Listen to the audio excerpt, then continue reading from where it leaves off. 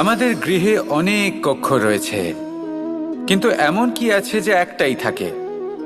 আমাদের গৃহের দ্বার। এমন কেন হয়? অনেক দ্বার তো থাকতেই পারে। ভেবে দেখুন, একটা বিশাল ভবন রয়েছে, তার চতুর্দিকে অনেক দ্বার আছে। ভালোই হবে, যাতায়াত করতে সুবিধা হবে, কিন্তু এমন আমরা কেন করি না? এবার আপনি বলবেন যে এটার উত্তর তো সহজ। যতগুলো দ্বার থাকবে ততজন দ্বারপালও থাকবে।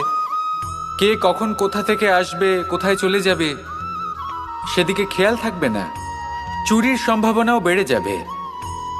যাক, এই বিষয়ে অন্তত আপনি বোঝেন। সেই জন্য আপনার গৃহে একটাই দ্বার রয়েছে। কিন্তু আপনার মনের বিষয় কি জানেন? আপনার মনেও কি কোনো দ্বার আছে? নেই? তার মানে যে কোনো